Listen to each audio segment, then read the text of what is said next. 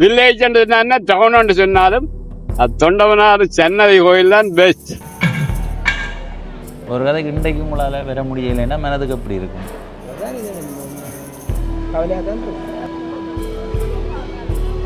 நல்ல முருகன், நல்ல ஆறு, நல்ல கடல், நல்ல தண்ணி.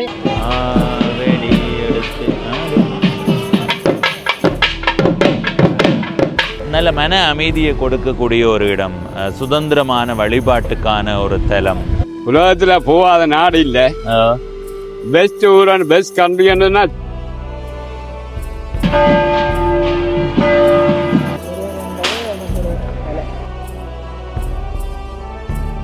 இந்த காணொளியை பார்த்து கொண்டிருக்கிற நீங்கள் எதிர்காலத்தில் ஏற்றுமதி இறக்குமதி சார்ந்த சேவையை பெற்றுக்கொள்ள விரும்புகிறீர்களா?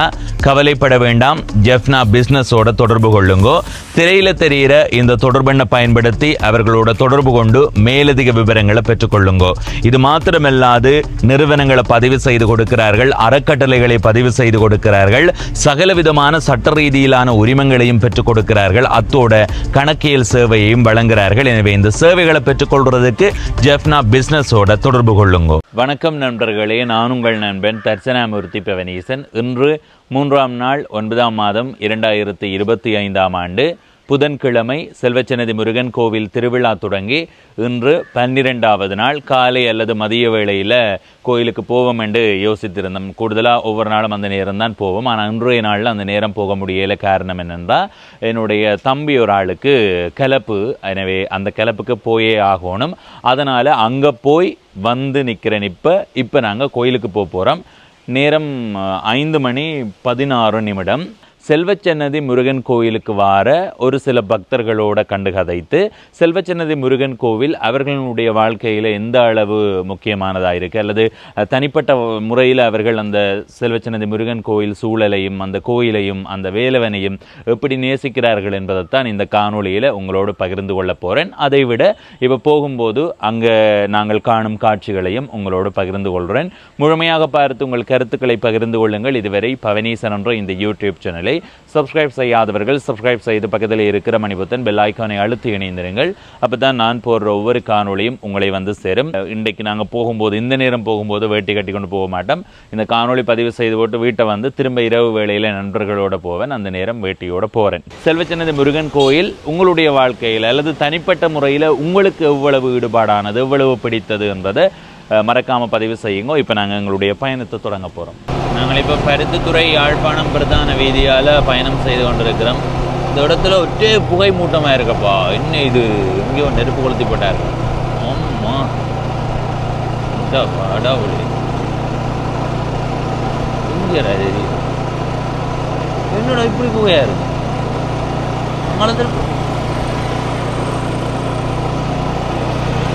ஓ, அங்கே ஏதோ கொளுத்தி விட்டுக்கிட்டாரு. என்னது, அதில் ஒரு சுடுகாடு இருக்குது. ஆனால் அது சுடுகாட்டில் உடல் எரியிற புகை மாதிரி தெரியல. என்னன்னு தெரியல. இந்த நேரம் இப்படி கொளுத்தி விட்டுக்கிட்டாங்க. அங்கே வரணும், அங்கே இந்த காற்றுக்கு புகை அங்கே வரைக்கும் கொண்டு போகுது. வரணும்.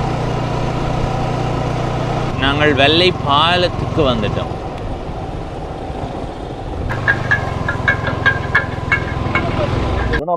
குணபால அன்னைக்கு இருக்க காசு விட்டுட்டு வந்தனா ஞாபகம் இருக்கா? அந்த காசு தந்தனானோ தெரியலையோ. ஒரு அம்மா ஒரு ஆள் தெரியல, அதாலதான் வேற இடத்த கொண்டே விட்டேன்னு எனக்கு எழுதி வச்சிருக்கேன். சொல்லி விடுங்க தந்தவர் என்ன. அவர் தந்தவருங்க.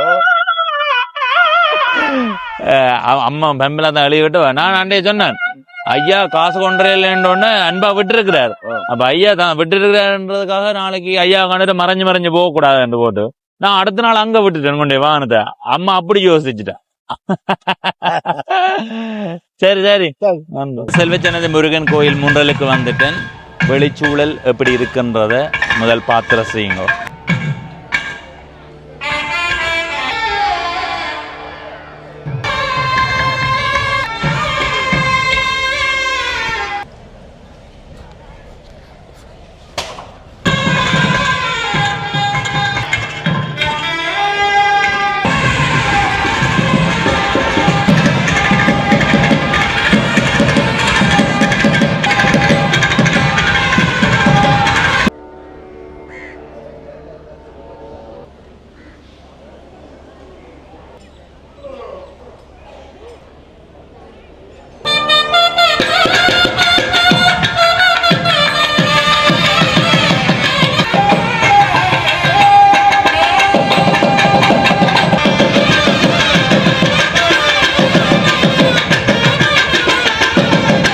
ஐயாவோட கதைப்பு. வணக்கம் ஐயா. வணக்கம். உங்களோட பெயர்?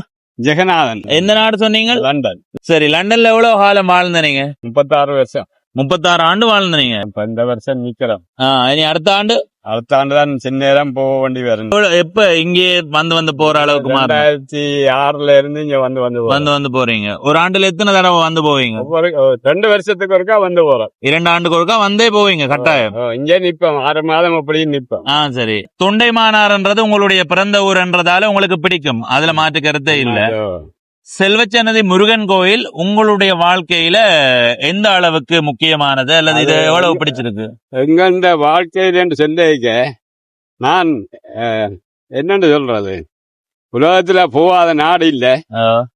பெஸ்ட் ஊரன் பெஸ்ட் கண்ட்ரின்னா ஸ்ரீலங்கா. அதுவும் பெஸ்ட் ஊரன்னு சொன்னா தொண்டவனாறு சன்னதி கோயில் தான் பெஸ்ட். சன்னதி முருகன்ல உங்களுக்கு 3 நேரம் சாப்பாடு, காலம்பர கோபி, கடலையோ பனிசோ ஏதோ சாப்பாடு இருக்கு. நீங்கள் அனாதை என்று வந்தாலும் உங்களை ஆதரிக்கிறதுக்கு முருகன் இருக்கிறார். எந்த நோய் என்றாலும் எப்படியான நோய் என்று சொன்னாலும் அவர் தீர்த்து வைப்பார்.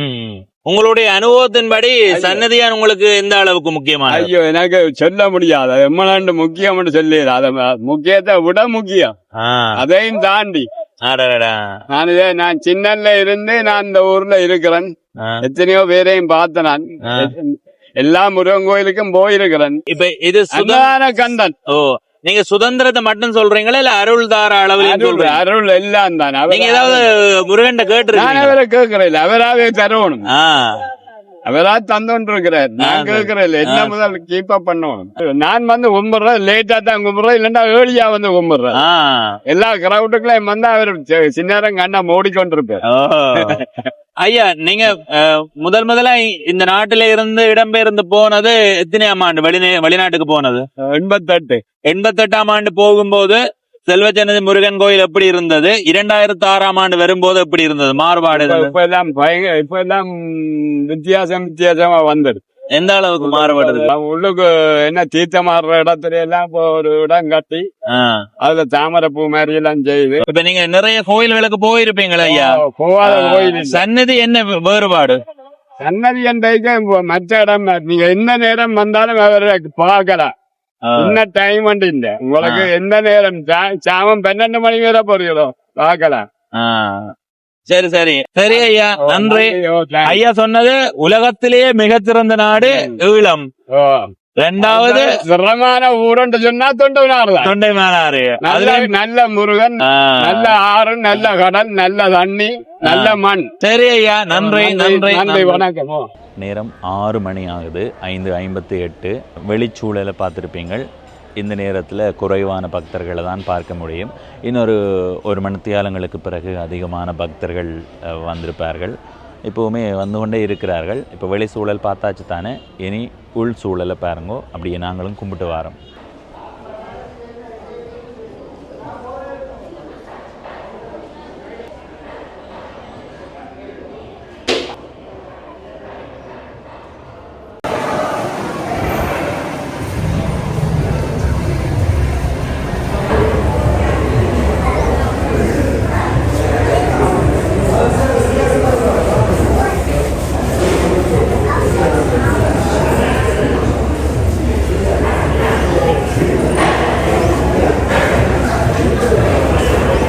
சன்னதிக்கு நீங்கள் அடிக்கடி வந்து போகிறதுக்கு என்ன காரணம்? ஏன் உங்களுக்கு நிறைய கோயில்கள் இருக்கேன் சன்னதியில் ஈடுபாடு? அதான் இப்போ நிறைய கோயில்கள் இருக்குது தானே, இப்போ எல்லா கோயிலுக்கும் போடுறீங்களா? எல்லா முருகன் கோயிலுக்கும்? அப்போ ஏன் சன்னதிக்கு மட்டும்? என்ன சிறப்பு? அவரே சிறப்பு தானே. ஒவ்வொரு ஆண்டு திருவிழாக்கும் வருவீங்களா? ஒவ்வொரு ஆண்டு வெள்ளிக்கிழமையில் வாரீங்களா? எவ்வளோ காலமாக வாரீங்க? அந்த ஈடுபாடு வந்ததுலேருந்து வாரீங்க திருவிழா கடைசியில் இப்படி மத்தியானம் வந்தீங்களா? ஒரு கதைக்கு இன்றைக்கு உங்களால் வர முடியலைன்னா மனதுக்கு எப்படி இருக்கும்? கவலையாக தான் இருக்கும். ஆனால் அவ்வளோத்துக்கு விட மாட்டேன். வந்தே ஆவீங்க. அவ்வளோத்துக்கு அவரும் உங்களை அழைக்காமல் விட மாட்டேன். இப்போ உள்ளுக்கு போய் கும்பிட்டு வெளியில் வந்துட்டோம். அந்த இடத்துல பாருங்க நிறைய காவடிகள் வந்து நிற்கிது. எல்லாருமே சேர்ந்து தான் ஆட போயினும். இது வித்தியாசமாக இருக்குமென்னு நான் நம்புகிறேன். இந்த காட்சியை பார்க்குறதுக்காக நான் காத்திருக்கிறேன். இனிமேல் தொடங்கலை, இப்போ தான் வந்திருக்கிறார்கள்.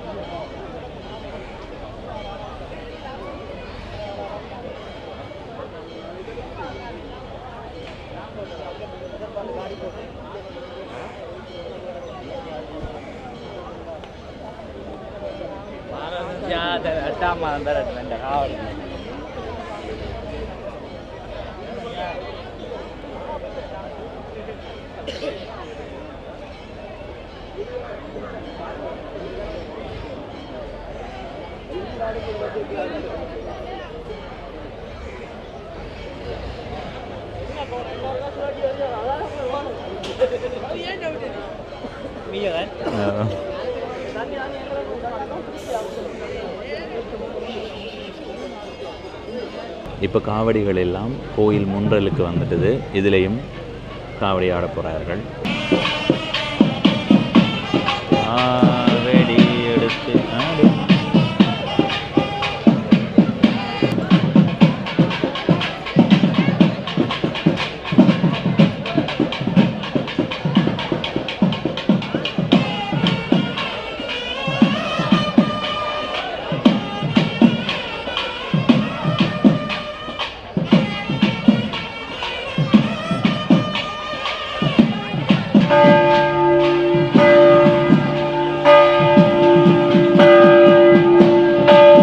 சரி மக்களே, நாங்கள் கோயிலுக்கு போய் கோயில் சூழல் எப்படி இருந்ததுன்றதை உங்களுக்கு காட்டியிருக்கிறோம்.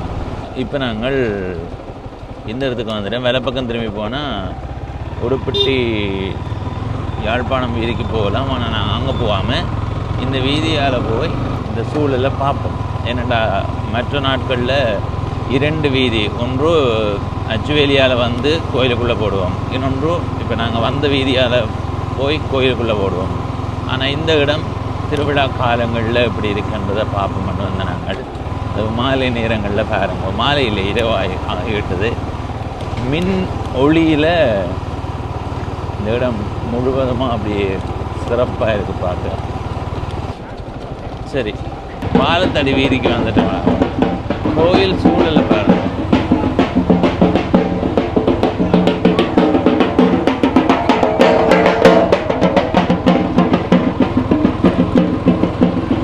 சரி, இப்போ தொண்டைமானாறு பாலத்தில் நிற்கிறோம். அப்படியே பாலத்தை திரும்பி பாருங்க எப்படி இருக்குண்டு.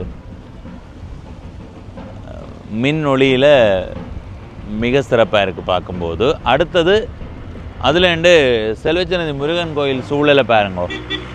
இரவு வேளையில் உண்மையிலேயே இந்த மின் ஒளியில் மிக வடிவாக இருக்குது. இந்த காணொலியில் ஒரு சிறப்பு பகுதி சேர்க்கிறேன்னு சொல்லியிருந்தேன். நான் யோசித்து கொண்டு வந்தது குறைந்தது ஒரு 5-6 பேரையாவது பதிவு செய்யணும்னா, நான் 2 பேரை தான் பதிவு செய்ய முடிந்தது. அது என்னென்னா, இந்த கோயில் அவர்களுக்கு எந்த அளவுக்கு பிடித்திருக்கு, ஏன் அவர்களுக்கு இதில் ஈடுபாடு இருக்குன்றதை பதிவு செய்யணும்னு சொன்னேன். 2 பேரை பதிவு செய்திருந்தேன். ஒன்று இந்த ஊரை சேர்ந்த ஒரு ஐயா, இன்னொரு அன்னை ஒரு நாதன் அன்னை, அவர் வேறு ஊரை சேர்ந்தவர். எனவே 2 பேருமே ஒரே மாதிரியான கருத்தை வெவ்வேறு வார்த்தை பிரயோகங்களை பயன்படுத்தி சொல்லியிருக்கிறார்கள். அடுத்தது நாங்கள் வரும்போது இன்னொரு ஐயா மரத்துக்கு கீழே இருந்தவர், அந்த ஐயாவோடையும் கதைச்சினாங்க, இன்னொரு அண்ணாவோட கதைச்சினாங்க. ஆனால் அதில் காணொலியில் பதிவு செய்யலை. என்னென்னா நிறைய பேர் காணொலியில் கதைக்கிறதுக்கு வைக்கப்படியணும். அவர்களை கேட்ட நேரம் அவர்கள் சொன்னது, நல்ல மன அமைதியை கொடுக்கக்கூடிய ஒரு இடம், சுதந்திரமான வழிபாட்டுக்கான ஒரு தலம், ஒரு இயற்கையான சூழலோட வந்தால் வீட்டை போகிறதுக்கு மனம் பெறாதுன்ற மாதிரியான ஒரு சூழல் இருக்கிறதா சொல்லியிருந்தார்கள். என்னுடைய தனிப்பட்ட அனுபவத்தின் அடிப்படையில் இந்த கோயிலை பற்றி சொல்கிறதா இருந்தால், நான் பிறந்த உடனே நான் செல்வச்சன்னதிக்கு வரையில சின்னதில் வந்திருக்கிறேன். ஆனால் அறிந்து வந்ததிலிருந்து எனக்கு அதில் ஒரு ஈடுபாடு வந்து இந்த கோயிலில் ஒரு பெரிய நம்பிக்கை. முதலாவது நம்பிக்கை, 2வது கோயில் சூழல். நீங்கள் அந்த கோயிலுக்கு இதுவரைக்கும் வரையிலேன்னு சொன்னோம். ஐயோ என்னோட இது இப்படி ஆடுதுன்னு, இந்த பாலம் கொண்டு ஆடுது, நீங்கள் இதுவரைக்கும் இந்த கோயிலுக்கு வரையிலேண்டா நீங்கள் வார நேரம் மத்தியான நேரம் வந்தால் எல்லா இடத்தையும் வெயில் தானே. மத்தியானம் வந்தால் கூட அங்கே நிழலுக்குள்ளே இருக்கும்போதே அது ஒரு அவ்வளவு சிறப்பான தருணமாக இருக்கும். அதுவே நீங்கள் மாலை வேளையிலேயோ காலை வேளையிலேயோ வந்தால் இன்னும் சிறப்பானதாக இருக்கும். மத்தியானம் வந்தாலே உங்களுக்கு பிடிச்சி போகும், மாலை வேளை வந்தால் சொல்லவா வேணும். வந்து கும்பிட்டு அந்த மரத்துக்கு கீழே போயிருந்து அந்த கோயிலையும் ரசித்து அதை பார்க்கும்போது இருக்கிற அந்த மன நிம்மதி என்றது கிடைக்காது. அது இரண்டாவது. அடுத்தது வழிபாட்டு முறை. அடுத்தது கோயிலினுடைய அமைப்பையும் நான் சொல்லுவேன். எனக்கு அந்த கோயிலினுடைய அமைப்பு ஒரு சுருக்கமாக சின்னதாக அளவான கோயிலாக திறந்த வெளியாக இருக்குது, அது எனக்கு பிடிச்சிருக்குது. ரெண்டாவது நான் சொன்ன மாதிரி வழிபாட்டு முறை, வாய்கட்டி பூசை செய்கிற முறை என்றது எனக்கு பிடிச்சது. அதனால் இந்த கோயில் மீதான ஈடுபாடு இன்னும் அதிகமாக இருக்குது. அடுத்தது இந்த கோயிலில் நிறைய பேர் வந்து ஒவ்வொரு நாளும் நாங்கள் கோயிலுக்கு வரும்போது அன்னதானம் சாப்பிட்றது வேறு, ஆனால் அதையும் தாண்டி நிறைய பேர் தனிமையில் வாழ்கிறவர்கள் இங்கே வந்தால் அவர்கள் எனக்கு யாரும் துணை இல்லை என்று சொல்ல வேண்டிய தேவையில்லை. அந்த மாதிரியான ஒரு இடம்தான். ஒரு எப்படி சொல்கிற, முருகன் அரவணைச்சு வச்சிருக்கிறார். எனக்கு யாருமே இல்லை என்று போட்டு அங்கே வந்தவர்களை முருகனை அரவணைத்து அவர்களுக்கான உணவு, அவர்களுக்கான நிம்மதியை கொடுத்து கொண்டிருக்கிறார். அதை விட பலது சொல்லி கொண்டு போகலாம். இந்த காணொளியை பார்த்து கொண்டிருக்கிற உங்களில் நிறைய பேருக்கு குழந்தை பாக்கியம் இது வரைக்கும் இல்லாமல் இருந்திருக்கலாம், நிறைய பேருக்கு திருமணம் நடக்காமல் இருந்திருக்கலாம், பிள்ளைகளுக்கு திருமணம் பார்த்து கொண்டிருப்பீங்கள் சரியேறாமல் இருந்திருக்கலாம். இந்த தொண்டைமான் ஆற்றங்கரையில் நின்று நான் இந்த இடத்துல ஒரு பதிவை செய்கிறேன். இந்த காணொளியை பார்க்குற நீங்கள் இன்றைய நாளில் இந்த நேரம் முருகனிடம் வேண்டிக் கொள்ளுங்கோ. செல்வச்சன்னதி முருகா, பவனீசன் கோயிலை காட்டியிருக்கிறார், எனக்கு இவ்வளவு காலமும் குழந்தை பாக்கியம் இல்லை, எனக்கு குழந்தை பாக்கியம் தா என்று வேண்டிக் கொள்ளுங்கோ. 10, 15, 20, 25 ஆண்டு இருந்தாலும் நீங்கள் வேண்டிக் கொள்ளுங்கோ. அடுத்தது திருமணம் நடக்காமல் இருக்கிறீங்களா, இந்த காணொளியை பார்த்து கொண்டிருந்தால் அதை வேண்டிக் கொள்ளுங்கோ. நிறைய இழுபறையோடு உங்களுடைய வாழ்க்கை போய் கொண்டிருக்கின்றா வேண்டிக் கொள்ளுங்கோ. அது நிச்சயமாக நிறைவேற வேண்டும் என்று உண்மையிலே மனதார செல்வச்சன்னதி முருகனை நானும் வேண்டிக் கொள்கிறேன். உண்மையை சொல்கிறேன், நிச்சயமாக நீங்கள் வேண்டிக் கொள்ளுங்கோ. அது உங்களுக்கு விரைவில் நடக்கும். அது நடக்கும்போது எனக்கும் அதை தெரியப்படுத்துங்கோ. பவனீசன் நல்ல தகவல் வந்திருக்குண்டு. அதுக்கு பிறகு அந்த அருள் உங்களுக்கு கிடைச்சதுன்னு சொன்னால் இங்கே வந்து ஒரு நாள் ஏதாவது ஒரு மண்டபத்தில் அன்னதானம் போடுங்கோ. அதை அப்படியான ஒரு நல்ல செயல்களை செய்து கொள்ளுங்கன்றதை இந்த இடத்த பதிவு செய்து இப்போ இந்த காணொளியில் இருந்து விடைபெறுகிறேன். இதுவரை பவனீசன் என்ற இந்த யூடியூப் சேனலை சப்ஸ்கிரைப் செய்யாதவர்கள் சப்ஸ்கிரைப் செய்து பக்கத்தில் இருக்கிற மணிபத்தன் பெல் ஐக்கானை அழுத்தி இணைந்திருங்கிற பார்த்தா நான் போடுற ஒவ்வொரு காணொளியும் உங்களை வந்து சேரும். நன்றி, வணக்கம்.